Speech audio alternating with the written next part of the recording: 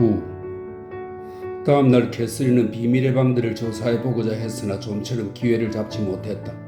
그날은 일요일이어서 장군은 아침 예배와 오후 예배 사이의 시간을 모두 바깥에서 산책을 하거나 집에서 냉육을 먹는 데 썼다.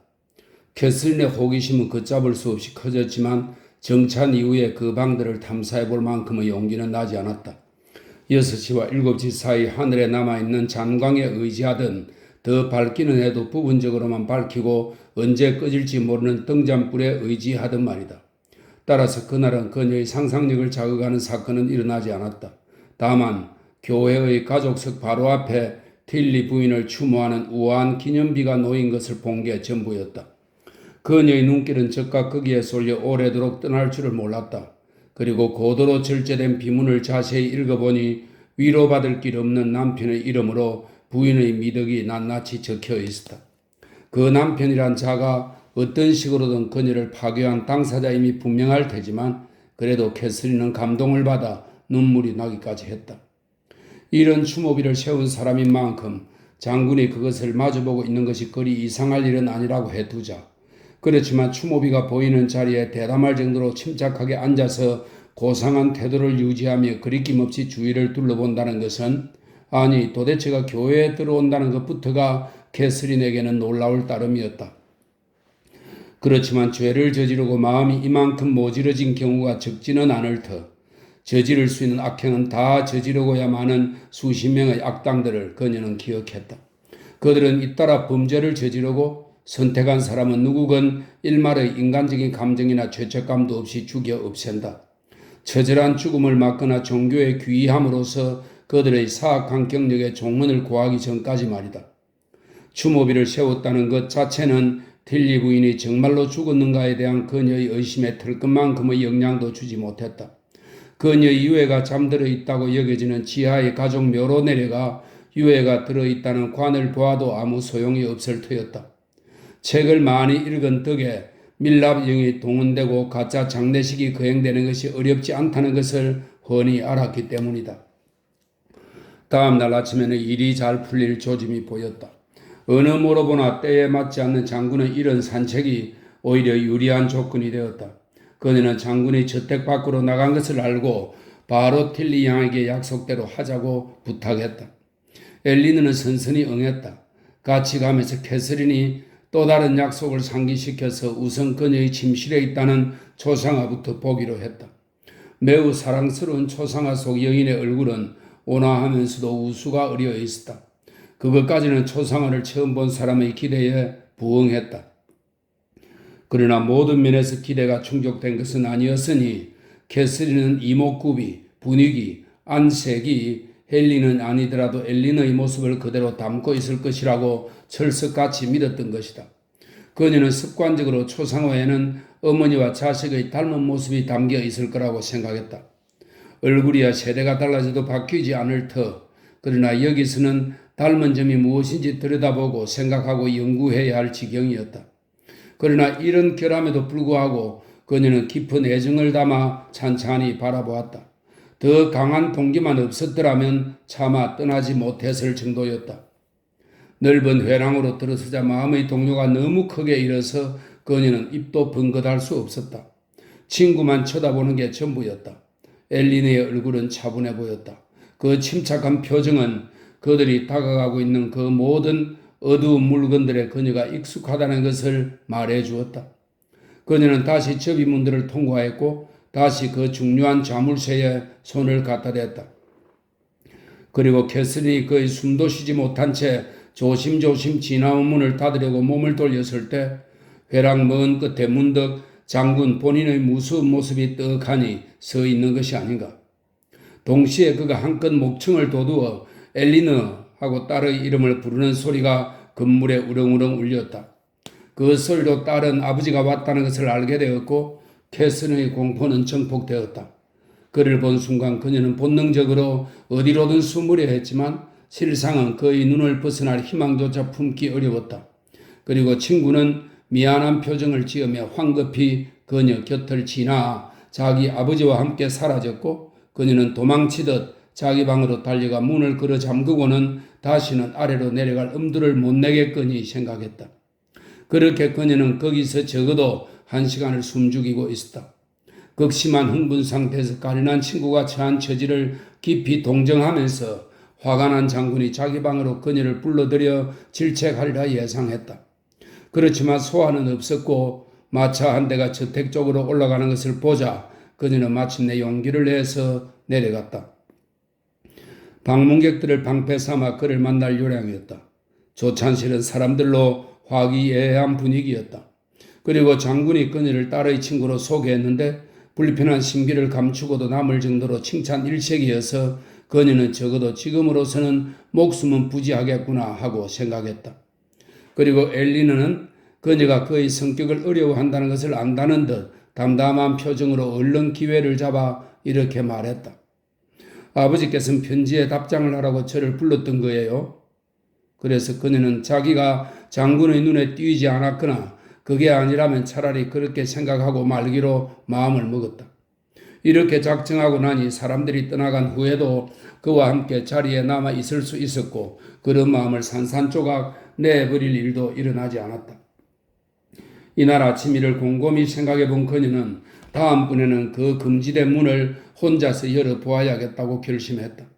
엘리너가 이 문제에 대해서 아무것도 모르는 것이 모든 면에서 훨씬 나을 것 같았다. 재차 발각될 위험에 그녀를 개입시켜서 심장을 쥐어짜게 만들 것이 분명한 방으로 들어가라고 꼬드기는 것은 친구가 할 일이 아니었다. 장군의 극심한 분노는 자기보다 딸에게 쏟아질 가능성이 컸다. 게다가 그녀는 이번 조사는 모름지기 누가 옆에 없이 이루어져야 더 만족스러울 것이라고 생각했다. 지금까지 다행히 아무것도 모르고 잘 지내온 에리너에게 자신의 의욕을 털어놓을 수는 없었을 뿐더러 그렇기 때문에 그녀의 면전에서 장군의 잔인함을 입증하는 증거를 찾을 수도 없을 터였다. 그 증거로 말하면 아직은 발견되지 않았지만 끝까지 추적하면 어딘가에서 찢어진 일기의 형태로 나타날 것이라고 확신했다. 그 방으로 가는 길이 어디인지는 이제 환히 알고 있었다. 헨리가 돌아오기 전에 일을 마무리 지을 생각이었기 때문에 시간을 낭비할 수가 없었다. 헨리는 내일이면 돌아올 예정이었다. 날은 환했고 기백은 솟구쳤다. 4시의 결행이다. 해가 지평선 아래로 지려면 2시간 정도가 남았으니 옷을 갈아입겠다면서 평소보다 반시간 먼저 물러나오기만 하면 될 일이었다. 그리고 그렇게 했다. 캐스는 시계가 4번을 다 치기도 전에 혼자 회랑에 도착했다. 여유있게 생각할 시간이 없었다. 그녀는 걸음을 재촉하여 접이문들을 미끄러지듯 조용히 빠져나왔고 주위를 살피거나 숨을 몰아쉬기 위해 멈추지도 않고서 문제의 방으로 돌진했다. 그녀의 손에 의해 자물쇠가 열렸는데 운 좋게 사람을 흠칫 놀라게 하는 철컥 소리도 나지 않았다. 그녀는 발끝으로 들어갔다. 문 앞에 방이 있었다. 그러나 다시 한 발자국을 뗀 것은 수분이 지나서였다. 머릿속에서 수없이 상상했던 그곳을 바라보는 그녀의 얼굴이 일그러졌다.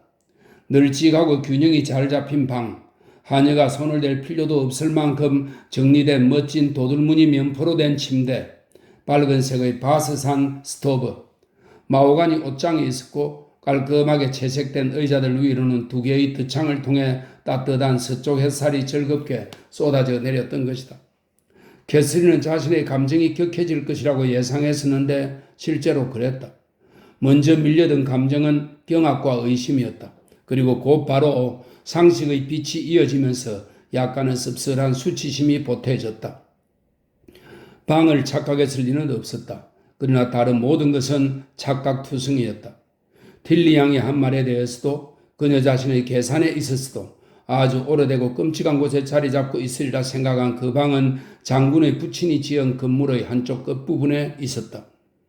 그 침실에는 다른 문도 2개 있었는데 옷장 정도로 이어지지 않을까 했지만 어느 쪽도 열어보고 싶은 생각은 들지 않았다. 틸리 부인이 마지막으로 쓰고 걸었던 베일이나 그녀가 마지막으로 읽었던 책이 남아서 다른 어떤 것도 속삭여주지 않은 비밀을 말해준다면? 아니야. 장군의 범죄가 무엇이었든 간에 그는 그것들이 발각되게 둘 정도로 바보는 아니었다. 그녀는 더 이상 탐사할 생각이 나지 않아 자신의 어리석음을 마음속에만 담아둘 요량으로 자기 방으로 안전하게 돌아가기만을 염원했다. 들어올 때만큼이나 조용히 물러나리는 찰나 어디인지는 구별할 수 없지만 발자국 소리가 들리는 바람에 그녀는 그 자리에 멈추어 몸을 떨었다.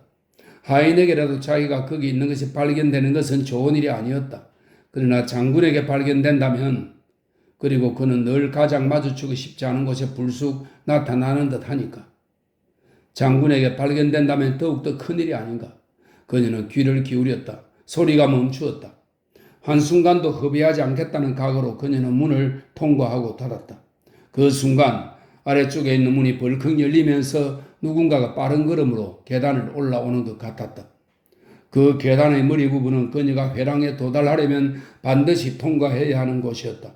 꼼짝달싹도 할 힘이 없었다. 형언할 수 없는 공포감이 휩싸인 채 그녀는 계단을 주시했다. 그리고 잠시 후 헨리의 모습이 시야에 들어왔다. 딜릿이, 그녀는 깜짝 놀라서 소리쳤다. 그도 매우 놀라는 얼굴이었다. 어머 세상에. 그가 건네는 인사도 받지 못하고서 그녀는 계속 말했다. 여기는 어쩐 일로? 어떻게 이 계단으로 올라오신 거예요? 계단을 어떻게 올라왔냐고요? 그가 크게 놀라며 대답했다. 그거야 마구간 마당에서 내 침실로 가는 가장 빠른 길이기 때문입니다만 제가 여기에 있으면 안 되나요? 캐서린은 그제야 정신이 들어 얼굴을 붉히면서 더 이상 아무 말도 하지 못했다. 그는 입으로는 차마 내놓지 못한 설명을 찾는 듯 그녀의 표정을 살폈다. 그녀는 회랑 쪽으로 걸어갔다. 그럼 이번에는 제 편에서 접이문을 밀면서 그가 말했다. 여기에 웬일인지 물어보면 안 될까요? 이 통로는 조찬실에서 당신의 방으로 가는 길로는 잘 사용되지 않아요. 저 계단이 마구간에서 제 방으로 가는 길로 잘 사용되지 않는 것과 마찬가지로 말이에요. 전 당신 어머니의 방을 보러 왔어요. 캐서린이 발밑을 보며 말했다. 어머니의 방을요? 거기에 뭐 특별한 것이라도 있나요? 아니요, 아무것도 없어요. 내일까지는 안 돌아오시는 줄 알았는데 여길 떠났을 때는 더 빨리 돌아오리라고는 생각하지 못했지요. 그러나 3시간 전에 일이 다 끝나서 더 지체할 이유가 없더군요. 창백해 보이시네요.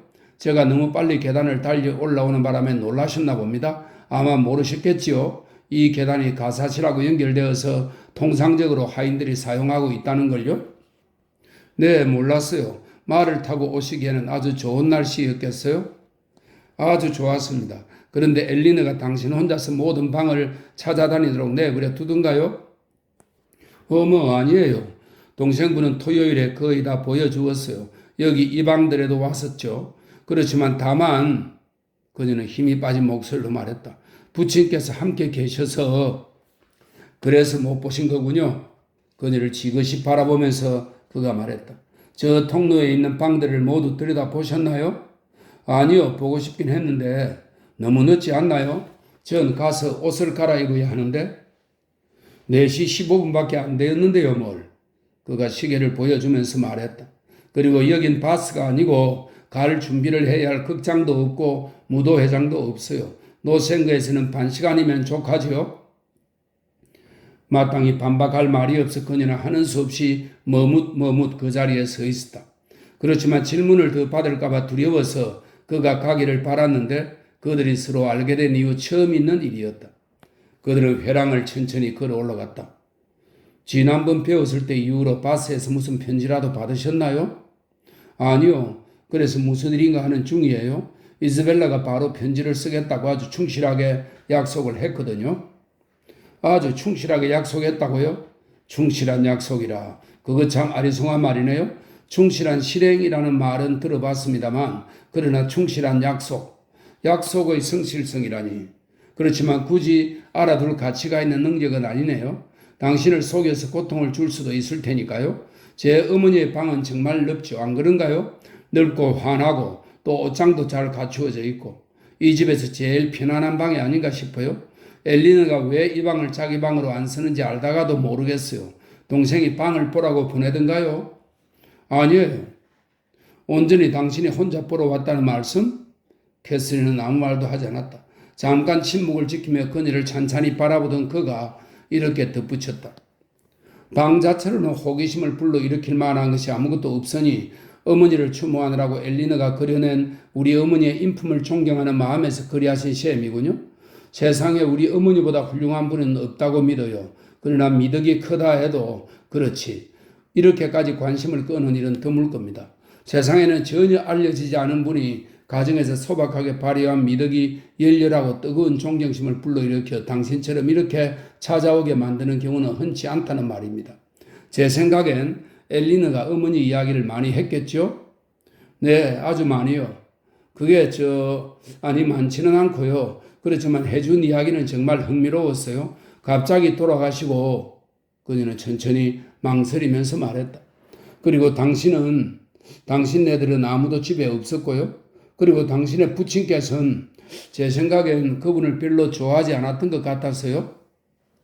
그러니까 제가 듣기로는 말입니다만 눈치 빠른 그가 그녀의 눈을 지그시 바라보면서 대답했다. 당신은 아마도 어머니가 무관심하게 방치되신 것이 아닌가 하고 추론하신 것 같군요. 어쩌면 그녀는 자기도 모르는 사이에 고개를 저었다. 무언가 훨씬 더 용서하기 힘든 짓까지도 그녀는 전에 없이 그를 향해 한껏 눈을 치켜떴다. 그가 계속했다. 어머니의 병환, 죽음으로 끝나버린 그 발병은 갑작스러웠죠. 담즙 계통의 열병으로 전부터 종종 앓던 병이었어요. 체질이 원인이었죠. 셋째 날 병세가 심상치 않게 되자 곧바로 의사가 보살폈는데 아주 존경받는 분이셨죠.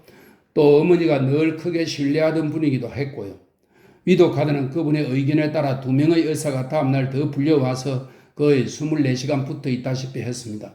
어머니는 5째 날 돌아가셨어요. 병세가 악화되는 동안 프레드릭과 나는 몇 번이나 어머니를 배웠고요. 우리가 지켜보기로는 어머니께서는 주변 사람들의 애정어린 보살핌을 혹은 그 상태에서 받을 수 있는 가전 보살핌을 모두 받으셨어요. 딱하게도 엘리는 없었는데 거리가 멀다 보니 돌아왔을 때는 어머니가 이미 관에 들어가신 후고요. 부친 말씀인데요. 부친께서도 괴로워하셨나요? 캐슬린이 물었다. 한동안은 많이 괴로워하셨죠. 아버지가 어머니한테 애정이 없었다고 추정하신다면 그건 잘못입니다. 아버지는 어머니를 사랑했어요. 그분이 할 수 있는 만큼은 말이죠. 아시다시피 우리 모두가 똑같이 따뜻한 성품을 타고나는 것은 아니니까요. 어머니 생전에 참고 살아야 할 일이 많지 않았다고 하지는 않겠어요. 부친이 성격이 불같아서 상처를 주었지만 판단은 바르게 하셨어요. 어머니를 소중하게 여기는 마음은 진지했습니다. 그리고 언제까지나 그랬던 것은 아니지만 아버지는 아내의 죽음 때문에 진정으로 아파했습니다. 정말 다행이네요. 하고 캐슬린이 말했다. 너무 충격을 받을 뻔했네요. 내가 제대로 당신을 이해했다면 당신은 내가 입에 담기도 어려운 그런 공포스러운 추측을 했던 모양이에요. 친애하는 몰런드 양, 어쩌다가 그런 무시무시한 의심을 다 하셨는지 도대체 무슨 근거로 그런 판단을 내렸죠? 우리가 살고 있는 나라와 시대를 생각해 보세요. 우리가 영국인이고 또 기독교인이라는 것을 기억해 보세요. 당신 자신의 이해력과 현실 감각에 비추어 보고 주변에서 벌어지는 일에 대한 당신 자신의 관찰에 비추어 보세요. 이런 잔혹한 일을 하라고 우리가 교육을 받았나요? 우리의 법이 그걸 그대로 둘까요? 이 나라가 어떤 나라입니까? 사회적 문화적 관계가 뿌리내리고 있고 모든 사람이 자발적 감시자인 이웃에 둘러싸여 있고 사방으로 뻗은 길에 신문이 안 가는 곳이 없는 나라 아닙니까? 아무도 모르게 깜짝같이 그런 일을 저지를 수는 없는 겁니다. 친애하는 몰런드 양 대체 무슨 생각을 하고 계셨던 건가요? 그들은 회랑의 끝에 다다랐고 그녀는 너무나 창피해서 눈물을 쏟으며 자기 방으로 달아났다. 10. 소설 같은 일이 벌어지고 있다는 환상은 이제 끝났다. 캐슬린은 완전히 꿈에서 깨어났다. 서너 번 예상이 빗나가면서 자신의 최근 공상이 과도하지 않은가 하는 의심이 생겨나긴 했지만 이렇게 콩깍지가 벗겨진 것은 짧으나마 헨리의 말 덕분이었다. 그녀는 비참할 정도로 기가 죽었다. 쓰라린 통한의 눈물도 흘렸다. 자기 자신에 대해서만 무너진 것이 아니라 헨리에게서도 무너진 것이다. 지금은 거의 범죄 수준으로 보이는 자신의 어리석음이 온통 다 드러나고 말았으니 그는 그녀를 영원히 경멸할 것이 틀림없었다.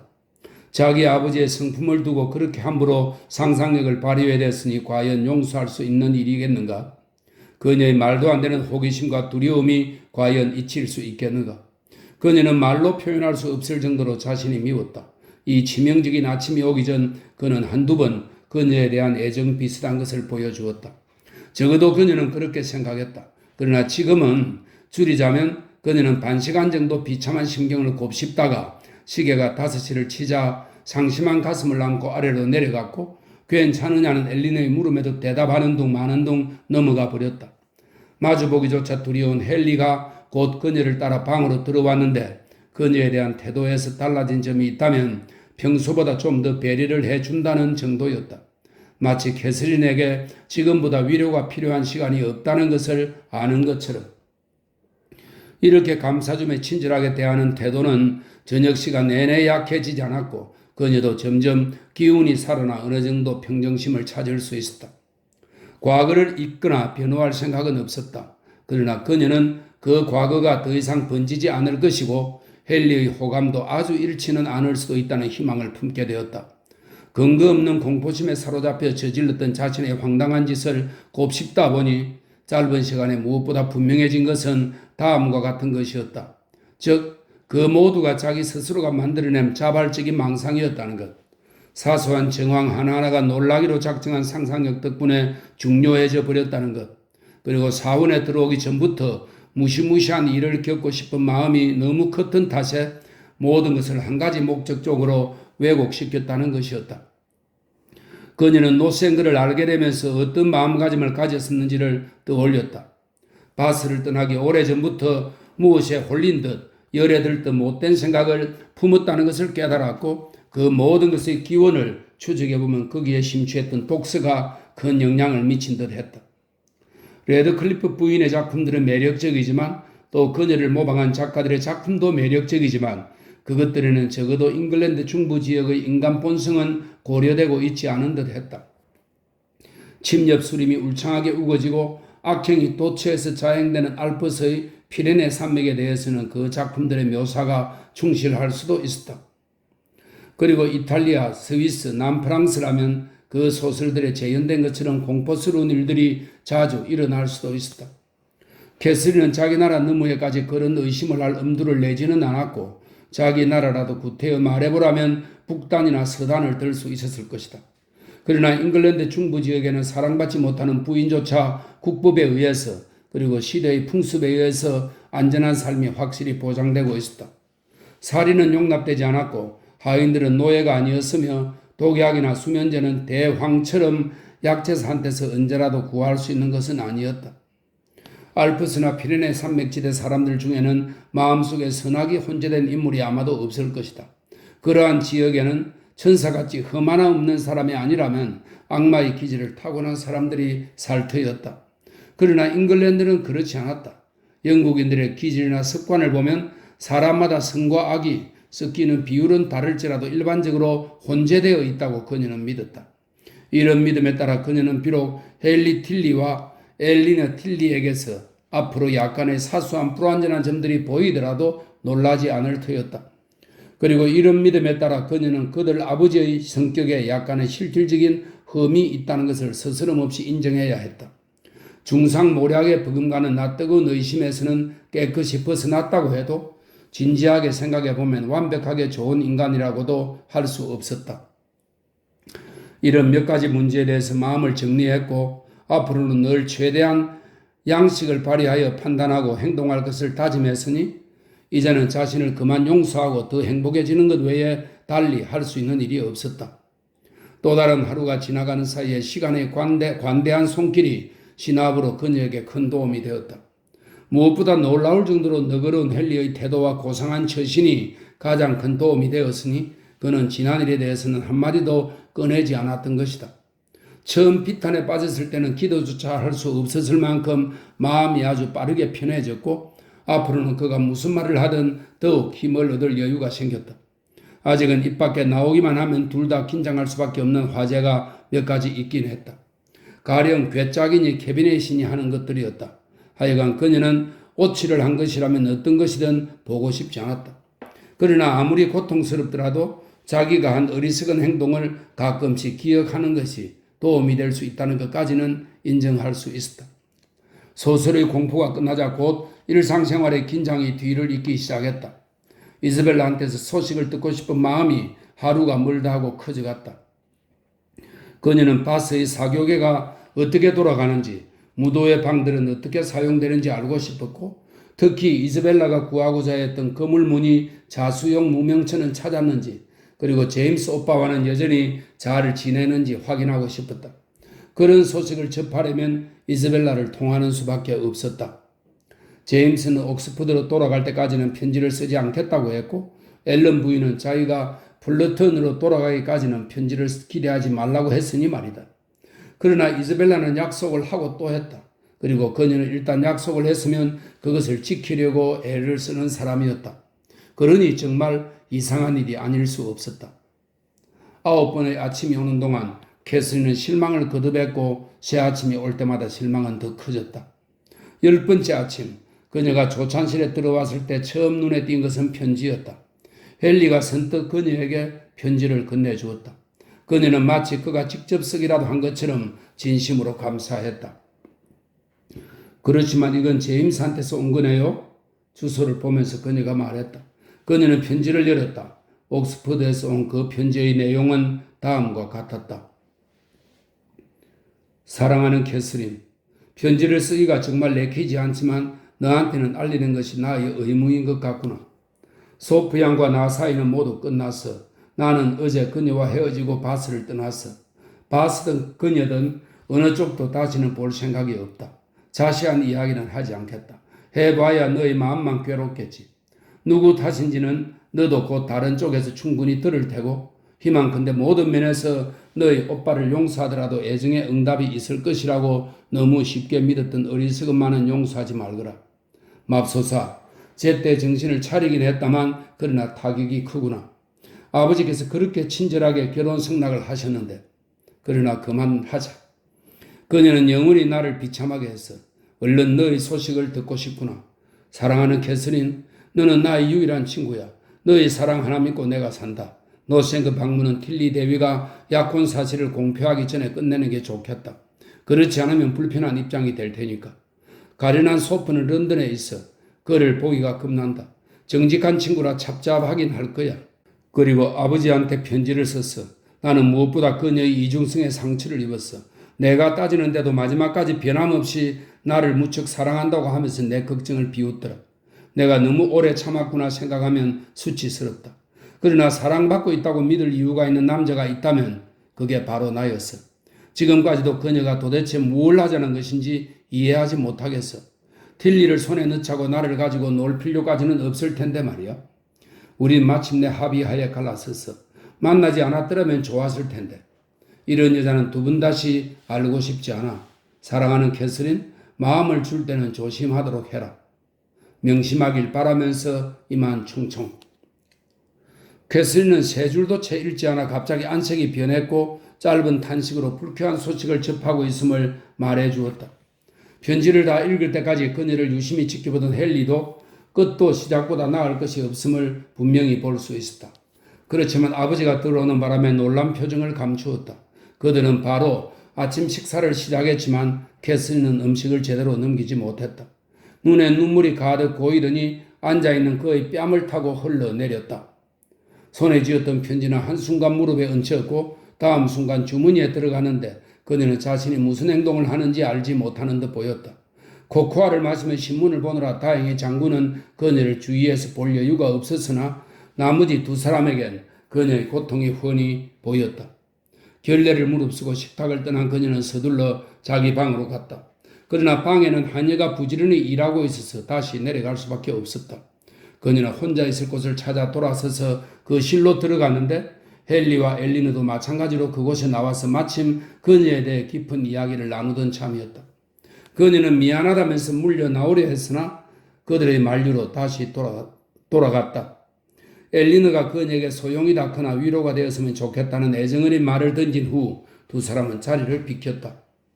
반 시간 동안 마음껏 슬픔에 잠긴 채 이런저런 생각을 하고 나자 이제 친구들을 만나봐도 좋겠다는 생각이 들었다. 그러나 그들에게 자신이 힘들어하는 이유를 알릴 것인지를 놓고 또 고민이 시작됐다. 구태여 물어온다면 윤곽 정도만 알리고 말 일인 듯 했다. 어렴풋이 암시만 전하고 그 이상은 하지 말자. 친구, 그것도 이자벨라와 같은 친구의 비행을 폭로한다는 것은 좀... 게다가 그들 자신의 형이자 오빠가 관련된 일이 아닌가. 그녀는 이 이야기를 통째로 묵혀두어야 한다고 생각했다. 헨리와 엘리너는 조찬실에 있었다. 그녀가 들어서자 두 사람은 그녀를 걱정스럽게 쳐다보았다. 캐슬리는 식탁에 자리를 잡았고 짧은 침묵 후에 엘리너가 입을 열었다. 플루턴에서 나쁜 소식이라도 온 건 아니죠? 모르는 듯이 부부와 당신의 형제 자매들 아무도 아픈 사람이 없었으면 좋겠어요? 아니에요. 고맙습니다. 그녀는 한숨을 내쉬며 말했다. 다들 잘 지내고 있어요. 편지는 옥스퍼드에 있는 오빠한테서 온 거예요? 잠시 아무도 입을 열지 않았다. 그러나 그녀가 눈물을 흘리면서 이렇게 덧붙였다. 다시는 편지를 받고 싶지 않을 것 같아요. 미안합니다. 방금 폈던 책을 닫으면서 헨리가 말했다. 편지에 반갑지 않은 내용이 있을 줄 알았다면 아주 다른 기분으로 전해드렸을 텐데요. 상상 이상으로 나쁜 소식이 담겨 있어요. 가엾은 제임스가 지금 너무 불쌍해요. 이유는 곧 아시게 될 거예요. 이렇게 마음씨 곱고 다정한 누이가 있다는 건 헨리가 따뜻하게 대답했다. 무슨 불행이 닥치더라도 위로가 될 겁니다. 한 가지 부탁드릴 일이 있어요. 잠시 후에 캐서린이 잡잡한 표정으로 말했다. 당신의 형님이 여기로 오기로 하면 저한테 알려주세요. 제가 떠날 수 있도록요. 형이 프레드릭이 네 너무 빨리 떠나서 미안합니다만 일이 생겨서 저로선 틸리 대위와 같은 집에 있기가 무척 껄끄럽군요. 엘리는 뜨개질을 멈추고 놀라서 눈을 크게 떴다. 그러나 헨리는 사실이 아닐 거라면서 소프양 이름을 거론하며 몇 마디 하는 것이었다. 어쩜 그렇게 빠르세요? 캐슨이 소리쳤다. 짐작하고 계셨군요. 틀림없이. 그렇지만 밭에서 함께 이야기를 나누었을 때 당신은 이 일이 이렇게 끝날 것이라고는 생각하지 않으셨죠? 그리고 보니 제가 이즈벨라한테서 편지를 못 받은 것도 이상한 일이 아니네요. 이즈벨라가 제 오빠를 버렸다는군요. 당신의 형과 결혼하려고. 지조가 없어도 정도가 있지 어쩌면 그렇게 변덕스러울 수가 있나요? 세상에 이렇게 나쁘기만 한 일이 있을까요? 제 형에 관해서는 잘못하신 게 아닌가 해요. 형이 모른 듯이 실망을 초래하는데 실질적으로 한몫 거둔 것이 아니기를 바랍니다. 형이 소프양과 결혼하는 것은 거의 있을 수 없는 일입니다. 당신이 뭔가 잘못 알고 계신 게 틀림없다고 생각해요. 모른 듯이 일은 매우 유감입니다. 당신이 사랑하는 사람이 불행하다니 마음이 아프군요. 그러나 그 어떤 대목보다 놀라운 것은 프레드릭이 그 여자분과 결혼한다는 이야기일 겁니다. 그렇지만 그건 사실이에요. 제임스의 편지를 직접 읽게 해드리죠. 잠깐만요. 이 부분은 좀 편지의 마지막 행을 떠올리자 그녀는 얼굴이 화끈거렸다. 제 형과 관련된 문장을 한번 읽어봐 주시겠어요? 괜찮아요. 직접 읽어보세요. 캐슨이 목청을 좀 높여서 말했다. 다시 생각해보니 더 분명해졌던 것이다. 내가 무슨 생각을 했는지 모르겠네. 그녀는 얼굴을 붉힌 것에 다시 얼굴이 붉어지면서 말했다. 오빠는 나한테 좋은 충고를 하려던 것뿐인데. 그는 선뜻 편지를 받아들었다. 그런 다음 주의를 기울여 통독하고 나서 그것을 돌려주며 말했다. 일이 이렇게 되었다면 참으로 유감이란 말밖에 할 수 있는 게 없군요. 가족의 기대를 저버리고 생각 없이 아내를 선택한 사람이 프레드릭 이전에 없었던 것도 아니고 연인으로서나 아들로서나 형의 처지가 그리 탐탁진 않습니다. 틸리 양도 캐슨의 권유로 편지를 읽어보았다. 그녀도 걱정과 놀라움을 표하면서 소프 양의 친척과 재산에 대해서 묻기 시작했다. 모친은 참 좋으신 분이세요? 캐슨의 답변이었다. 부친은 뭘 하셨던 분이죠? 변호사이셨다고 들었어요. 부트니에 살고 계세요. 부유한 집안인가요? 아니요, 별로 그렇지는 않아요. 이즈벨라한테 이렇다 할 재산이 있는 것 같지는 않아요. 그러나 당신 가족에겐 별로 의미가 없을 거예요. 부친께서 이렇게 도량이 넓으시다니요? 일전에 저한테 그러시더군요. 당신한테 돈이 소중한 것은 자식들의 행복을 정진시킬 수 있을 때뿐이라고요. 남매는 서로 눈길을 주고받았다. 잠시 침묵이 있은 뒤 엘리너가 말했다. 그러나 그런 여자와 결혼할 수 있게 해주시는 것이 과연 자식의 행복을 정진시키는 걸까요? 그 여자분은 지조가 없는 사람이 틀림없어요. 그렇지 않다면야 당신의 오빠를 이용하진 않겠죠. 그리고 프레드릭 오빠가 그렇게 빠져들다니 정말 이상해요. 자기 눈앞에서 약혼을 위반하고서 자발적으로 다른 남자와 사귀는 여자를 말이에요. 상상도 못할 일 아니에요, 헨리? 프레드릭 오빠도 그렇지. 늘 자부심 하나만큼은 대단했는데 성에 차는 여자가 없다고 할 때는 언제고? 정말 앞길이 막막한 상황이고 형에게 가장 불리하게 작용하겠지. 형이 과거에 했던 발언을 생각하니 그만 형을 포기해야겠어. 더구나 소프 양처럼 신중한 사람이 다른 쪽을 확보하지도 않은 채 한쪽 신사와 헤어질 리가 없어. 프레드릭 형은 이제 끝난 거야. 죽은 사람이나 마찬가지지. 도대체 생각이란 게 없어요. 엘리는 너 올케 맞을 준비나 해라. 그런 올케를 맞아 참 좋겠구나. 개방적이고 솔직하고 꾸밈 없고 가식 없고 애정은 강하지만 단순해서 꾸밀 줄도 모르고 속일 줄도 모르니 말이다. 그런 올케라면 헨리 오빠 나야 좋지요 뭐. 엘리너가 미소를 지으며 말했다. 그렇지만 하고 캐서린이 나섰다. 우리 가족한테야 나쁜 짓을 했지만 당신네 가족한테는 잘할 수도 있잖아요. 진짜 좋아하는 사람을 만났으니 이젠 변하지 않겠죠. 실은 그럴까봐 걱정입니다. 헨리가 대꾸했다. 변하지 않을까봐 걱정인 거죠. 귀족 나부랭이라도 나타나면 모를까. 그게 프레드릭한테는 유일한 기회죠. 바스 신문을 가지고 와서 도착 소식란을 훑어봐야겠어요? 그럼 이게 다 야심 때문이라고 보시는 건가요? 하긴 그런 면이 없다고는 말하지 못하겠네요. 지금도 기억이 생생한데 제 아버지가 그 둘에게 무엇을 해줄 수 있는지 처음 알고 나서 무척 실망하는 것 같아서요. 더 많이 주시기를 바랐던 거죠. 살면서 처음으로 다른 사람의 속을 모르겠다는 생각이 들었어요. 당신이 알고 연구해온 다양한 사람들 가운데서 말이죠. 저도 그녀에 대해 실망과 상실감이 크긴 해요. 그렇지만 가엾은 제임스 오빠는 그런 아픔에서 헤어나기가 쉽지 않을 것 같아요. 지금 제일 딱한 분은 물론 당신 오빠지요. 그러나 그의 고통도 고통이지만 우린 당신의 고통도 지나치지 않아야 합니다. 제 생각에 이즈벨라를 잃는 건 당신에게 마치 자신의 반쪽을 잃는 것과 같은 기분일 겁니다. 가슴에 다른 무엇으로도 채워질 수 없는 구멍이 뻥 뚫린 기분이겠죠. 사람 사귀는 것 자체가 귀찮아질 테고요. 바스에서 함께 즐겼던 오락들도 그래요. 그 여자분 없이 그런 오락을 즐긴다는 건 생각하기도 싫을 겁니다. 말하자면 세상을 다 주어도 무도회는 가지 않을 거라는 말이죠. 이제 마음을 터놓고 이야기할 친구가 하나도 없는 느낌일 테고요. 달리 말해서 나를 아낀다고 믿을 만한 혹은 아무런 어려움 없이 조언을 얻을 수 있을 그런 친구가 없다고 말이죠. 이런 느낌이죠. 아니요. 잠시 생각해보던 캐서린이 이렇게 말했다. 그렇진 않아요. 그래야 하나요? 사실대로 말씀드리면 가슴이 쓰리고 아프긴 하지만 그녀를 여전히 사랑할 수는 없고 연락도 받고 싶지 않고 아마도 다시 보고 싶지도 않아요. 그렇다고 사람들이 생각하는 것만큼 그렇게 너무너무 아파서 못 견딜 정도는 아니에요. 당신은 늘 그래요. 인간 본성에 가장 어울리는 것을 느끼세요. 그런 감정은 마땅히 깊이 들여다봐야 합니다. 자각될 수 있도록 말입니다. 대화를 나누다 보니 기분이 훨씬 나아져서 캐서린은 자신도 모르게 사정을 털어놓은 것이 후회되지 않았다.